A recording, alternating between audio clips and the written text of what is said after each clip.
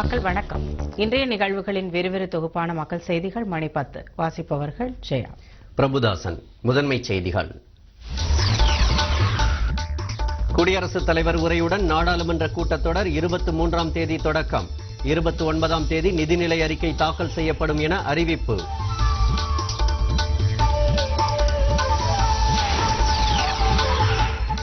பணியிட மாறுதலில் ஊழல் நடப்பதாக கூறி செவிலியர்கள் திடீர் போராட்டம். காவல்துறையினர் வலுக்கட்டாயமாக அப்புறப்படுத்தியதால் பரபரப்பு.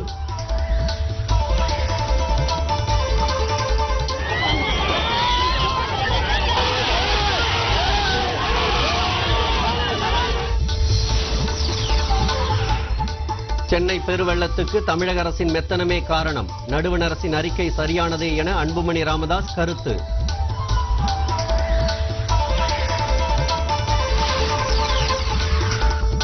தமிழக சட்டப்பேரவை தேர்தல் குறித்து ஆலோசிக்க அனைத்துக் கட்சி கூட்டம். அடுத்த வாரம் சென்னை வருகிறார் தலைமை தேர்தல் ஆணையர்.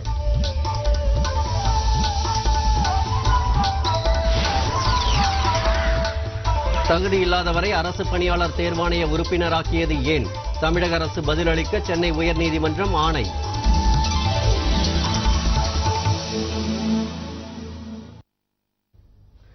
விரிவான செய்திகள். நாடாளுமன்ற நிதிநிலை அறிக்கை கூட்டத்தொடரை பிப்ரவரி 23ஆம் தேதி முதல் 2 அமர்வுகளாக நடத்த நடுவண் அரசு முடிவு செய்துள்ளது. நிதிநிலை அறிக்கை கூட்டத்தொடர் குறித்து டெல்லியில் இன்று அனைத்துக் கட்சி தலைவர்களுடன் நடுவண் அரசு ஆலோசனை நடத்தியது. இதில் தெரிவிக்கப்பட்ட கருத்துக்கள் தொடர்பாக நடுவண் அமைச்சர் வெங்கையா நாயுடு தலைமையிலான நாடாளுமன்ற அலுவல்களுக்கான அமைச்சரவை குழு கூட்டத்தில் விவாதிக்கப்பட்டது. பின்னர் நிதிநிலை அறிக்கை கூட்டத்தொடரை வரும் 23ஆம் தேதி தொடங்கி 2 கட்டங்களாக நடத்த முடிவு செய்யப்பட்டது. Commence the budget session from 23rd February.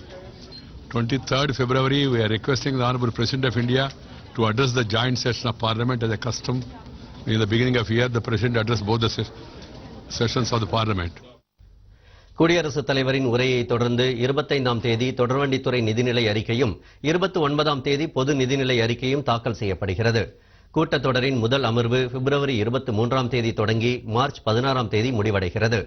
2ஆம் அமர்வு ஏப்ரல் 25ஆம் தேதி தொடங்கி மே மாதம் 13ஆம் தேதி நிறைவடைகிறது.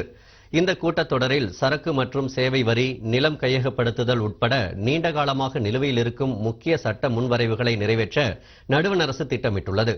அதே நேரத்தில் சகிப்பின்மை, இடஒதுக்கீடு, விலைவாசி உயர்வு உள்ளிட்ட பிரச்சனைகளை எழுப்புவதில் எதிர்க்கட்சிகள் உறுதியாக இருப்பதால் நிதிநிலை அறிக்கை கூட்டத்தொடரில் அனல் பறக்க உள்ளது. சென்னை வெள்ளம் குறித்த நடுவண் அரசின் அறிக்கை சரியானது என பாமக முதலமைச்சர் வேட்பாளர் அன்புமணி ராமதாஸ் தெரிவித்துள்ளார். சென்னை வானூர்தி நிலையத்தில் செய்தியாளர்களின் கேள்விகளுக்கு அன்புமணி ராமதாஸ் பதிலளித்தார். சென்னை வெள்ள பாதிப்பிற்கு தமிழக அரசின் மெத்தனமே காரணம் என்ற பாமகவின் நிலையை நடுவண் அரசின் அறிக்கை உறுதி செய்திருப்பதாக அவர் கூறினார். செம்பரம்பாக்கம் ஏரி திறக்கப்பட்டதே பலரது உயிரிழப்புக்கும் ஆயிரக்கணக்கானோர் உடைமைகளை பறிகொடுத்ததற்கும் காரணம் என்றும் அவர் தெரிவித்தார். வெள்ள பாதிப்பு குறித்து நீதி விசாரணை நடத்த வேண்டும் என்றும் அவர் கேட்டுக்கொண்டார். செம்பரம்பாக்கம் ஏரி திறந்த காரணத்தால் தான் ஆயிரக்கணக்கான பேர் இறந்திருக்கிறார்கள். உடைமைகளை, உயிரை, வாழ்வாதாரத்தை இறந்திருக்கிறார்கள். மிக அதிகமான மழை பெய்யும் என்று பல எச்சரிக்கை வந்தோம். இவர்கள் எந்த நடவடிக்கையும் எடுக்கவில்லை. அது மட்டுமல்ல, பருவமழை வருவதற்கு முன்பாகவே ப்ரீ மான்சூன் ப்ரிப்பரேஷன்ஸ் ஒன்று இருக்கு. அதில் எந்த நடவடிக்கையும் எடுக்கல. அதில் முகத்துவாரத்தை ஆழப்படுத்தணும், திறந்து விடணும், இதெல்லாம் கிளீன் பண்ணணும்லாம் இருக்கு. அந்த நடவடிக்கையும் எடுக்கல. வெள்ளம் வந்த பிறகு அதை படிப்படியாக திறந்திருக்க வேண்டும். ஆனால் அதுவும் செய்யல. திறக்கிறதுக்கு முன்பு ஏதாவது எச்சரிக்கை கொடுத்துருக்கணும். மக்களுடைய இறப்புக்கு முழு காரணம் தமிழக அரசு. இது சம்பந்தமாக நாங்கள் தான் ஒரு ஜுடிஷியரி என்கொயரி வேணும் நாங்கள் பார்த்துட்டு இருக்கோம், கேட்டுட்டு இருக்கோம். நாங்கள் ஆக நீதி விசாரணை நடந்தால்தான் உண்மை வெளியாகும்.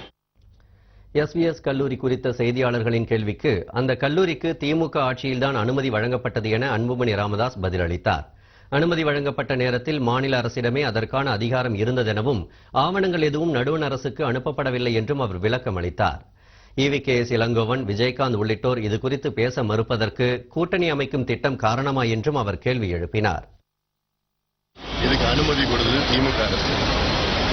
2008 நேச்சுரோபதி காலேஜுக்கு மத்திய கவுன்சில் கிடையாது. மத்திய அரசுக்கு அனுமதி போறதுக்கு தேவையில்லை. மத்திய அரசுக்கு போல மாநில அரசு அனுமதி கொடுத்தா போதும். சட்டத்தில் மாநில அரசு அனுமதி கொடுத்தா போதும். அதனால இதுக்கு மத்திய அரசுக்கு ஃபைலே வரல. முறைகேடா திமுக தான் கொடுத்தாங்க சொல்லுங்களேன். ஏன் அது சொல்ல மாட்டீங்க? விஜயகாந்த் சொல்றாரு நான் கொடுத்தேன்னு சொல்ல, ஏன் திமுக சொல்ல வேண்டியதுன்னு? இளங்கோன் நான் சொல்றேன், திமுக சொல்ல வேண்டியது தானே? மக்கள் நல கூட்டணியின் முதலமைச்சர் வேட்பாளரை தேர்வு செய்வது அதில் உள்ள கட்சிகளின் விருப்பம் என்றும் இதில் கருத்து கூற எதுவுமில்லை என்றும் அன்புமணி ராமதாஸ் தெரிவித்தார். தேர்வாணைய உறுப்பினர்கள் நியமன வழக்கில் 6 வாரத்தில் பதிலளிக்குமாறு தமிழக அரசுக்கு சென்னை உயர்நீதிமன்றம் ஆணையிட்டுள்ளது. தமிழ்நாடு அரசு பணியாளர் தேர்வாணையத்துக்கு அண்மையில் 11 உறுப்பினர்கள் நியமிக்கப்பட்டனர். இதில் தகுதியற்றவர்களையும் அதிமுகவினரையும் நியமித்திருப்பதாக கூறி சென்னை உயர்நீதிமன்றத்தில் வழக்குரைஞர் சமூக நீதி பேரவை சார்பில் மனு தாக்கல் செய்யப்பட்டது. தலைமை நீதிபதி SK கவுல், MM சுந்தரேஷ் தலைமையிலான அமர்வு முன்பு இந்த மனு விசாரணைக்கு வந்தது. அப்போது நியமனம் தொடர்பாக தமிழக அரசும் தேர்வாணைய செயலாளரும் 6 வாரத்துக்குள் பதிலளிக்குமாறு ஆணையிட்ட நீதிபதிகள் மார்ச் 31ஆம் தேதிக்கு விசாரணையை ஒத்திவைத்தனர். வழக்கு விசாரணையின் போது தலைமை நீதிபதி அவர்கள் மாவட்ட நீதிபதியாக நீட்டிப்பதற்கு தகுதியில்லாமல் கட்டாய ஓய்வில் செல்ல வேண்டும் என்று அறிவிக்கப்பட்ட ஒருவரை நீங்கள் உறுப்பினராக நியமித்துள்ளது எப்படி என்று தலைமை வழக்கறிஞரிடம் முறையிட்டார். இதை கவனத்தில் கொண்டு நீங்கள் இந்த வழக்கில் பதில் மனு தாக்கல் செய்ய வேண்டும் என்று கேட்டுக்கொண்டார். தேர்வாணைய உறுப்பினர் நியமனத்தில் வெளிப்படைத்தன்மை இல்லை என்றும் ஆளும் கட்சியினரே நியமிக்கப்பட்டிருப்பதாகவும் வழக்குரைஞர் பாலு குற்றம் சாட்டினார்.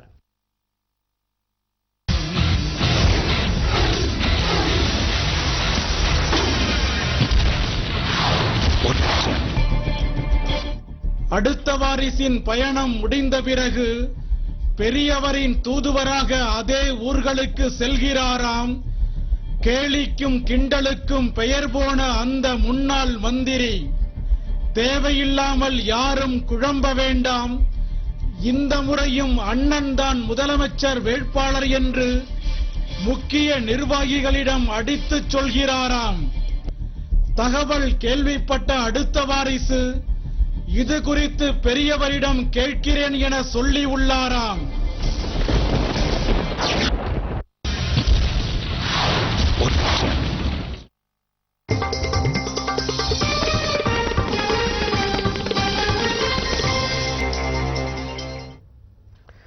தமிழகத்துக்கு அறிவிக்கப்பட்ட உயர்கல்வி நிறுவனங்கள் பற்றிய அறிவிப்பை நிதிநிலை அறிக்கையில் நடுவண் அரசு வெளியிட வேண்டும் என பாமக நிறுவனர் மருத்துவர் ராமதாஸ் வலியுறுத்தியுள்ளார்.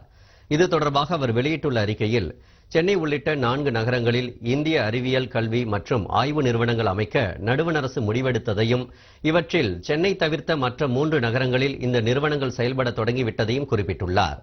அதன் பின்னர் புனே, திருவனந்தபுரம், திருப்பதி ஆகிய இடங்களிலும் இந்நிறுவனங்களை அமைக்க தீர்மானிக்கப்பட்டு அவை செயல்பட தொடங்கிவிட்டதையும் எடுத்துரைத்துள்ளார்.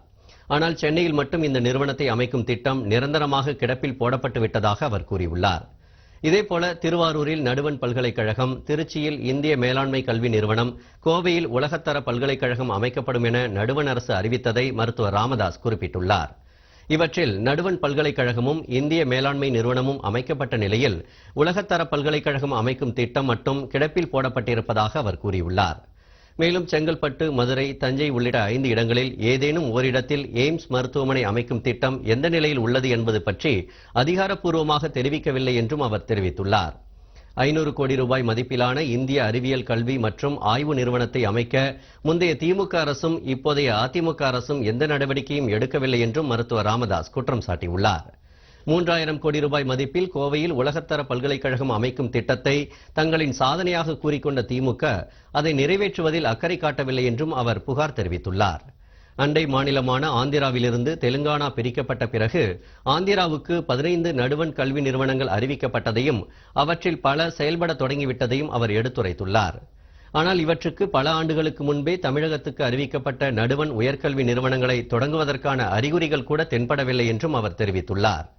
தமிழகத்துக்கான உயர்கல்வி நிறுவன திட்டங்களை நிறைவேற்ற நடுவண் அரசுக்கு மாநில அரசு அழுத்தம் தராததே இந்த அவல நிலைக்கு காரணம் என்றும் அவர் புகார் கூறியுள்ளார். இதற்காக நடுவண் அரசு இந்த விவகாரத்தில் அலட்சியமாக இருந்துவிடக்கூடாது என கேட்டுக்கொண்டுள்ள மருத்துவர் ராமதாஸ், இம்மாத இறுதியில் தாக்கல் செய்யப்பட உள்ள நிதிநிலை அறிக்கையில் இந்த கல்வி நிறுவனங்களை தொடங்குவதற்கான அறிவிப்பை நடுவண் அரசு வெளியிட வேண்டும் என வலியுறுத்தியுள்ளார்.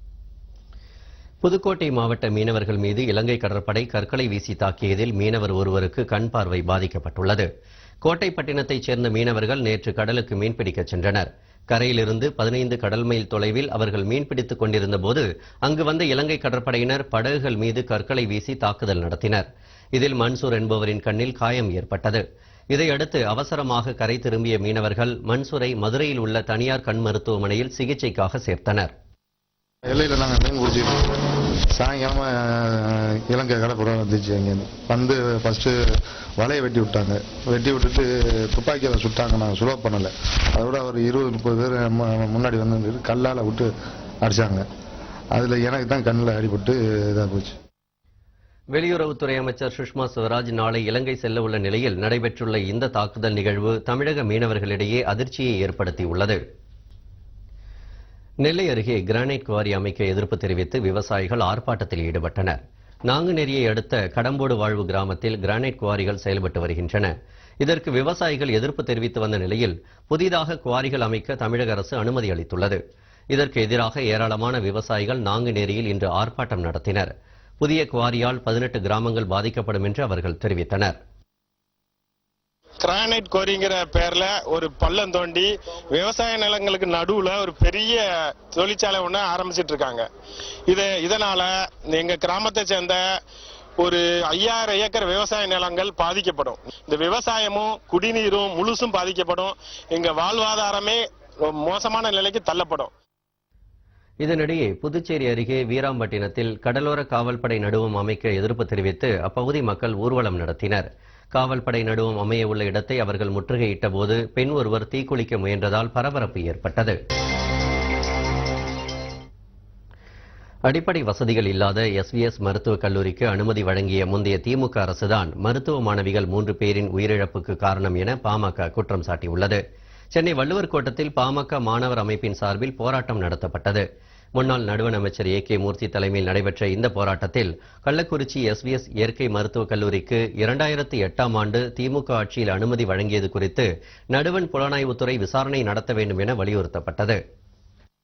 இப்படி தொடர்ந்து மாணவிகளுக்கான காரணால் ஏன் எதற்கு என்று தெரியவில்லை. கல்லூரி நிர்வாகம் தெரியவில்லையா, கல்லூரி நடத்துகின்ற சரியில்லையா, இல்ல தமிழகத்திற்கின்ற அரசாங்கம் சரியில்லையா, அந்த துறையுடைய கல்வித்துறை அமைச்சர் சரியில்லையா, எதற்காக தமிழகத்தில் தொடர்ந்து கொலை நடந்து கொண்டிருந்தது தெரியவில்லை. எதற்காக அந்த மாணவி இறந்தார்கள், அதுக்கு உடனடியாக CBI விசாரணை வைக்க வேண்டும். இந்த ஆர்ப்பாட்டத்தில் பாமக மாநில துணை பொதுச் செயலாளர் திருக்கச்சூர் ஆறுமுகம், மாநில துணைத் தலைவர் ஈகை தயாளன், சென்னை மாவட்ட அமைப்பாளர் ஜெயராமன், தமிழக மாணவர் சங்கத்தின் தலைவர் விஜயராஜா உள்ளிட்ட நிர்வாகிகள் கலந்து கொண்டனர். நீதிபதி லோதா குழுவின் பரிந்துரைகளை நிறைவேற்றுவது குறித்து மார்ச் 3ஆம் தேதிக்குள் பதிலளிக்குமாறு இந்திய மட்டைப்பந்து வாரியத்துக்கு உச்சநீதிமன்றம் ஆணையிட்டுள்ளது. IPL சூதாட்ட புகாரை அடுத்து மட்டைப்பந்து வாரியத்தை முறைப்படுத்துவதற்கான பரிந்துரைகளை கடந்த மாதம் 4ஆம் தேதி நீதிபதி லோதா தலைமையிலான குழு உச்சநீதிமன்றத்தில் தாக்கல் செய்தது. தகவல் அறியும் உரிமைச் சட்டத்தின் கீழ் மட்டைப்பந்து வாரியத்தை கொண்டு வருதல், மட்டைப்பந்து விளையாட்டுக்கு தொடர்பில்லாதவர்களை நிர்வாகிகளாக நியமிக்கக்கூடாது உள்ளிட்ட பரிந்துரைகள் இதில் இடம்பெற்றிருந்தன. ஆனால் இந்த பரிந்துரைகளை நிறைவேற்ற மட்டைப்பந்து வாரிய நிர்வாகிகள் முன்வரவில்லை. இந்நிலையில் இந்த வழக்கு இன்று மீண்டும் விசாரணைக்கு வந்தபோது பரிந்துரைகளை நிறைவேற்றுவது குறித்து மார்ச் 4ஆம் தேதிக்குள் பதிலளிக்க நீதிபதிகள் ஆணையிட்டனர். இத்துடன் செய்திகள் நிறைவடைகின்றன. முக்கிய செய்திகளை தெரிந்து கொள்ள www.makkal.tv என்ற இணையதளத்தை பாருங்கள். வணக்கம். வணக்கம்.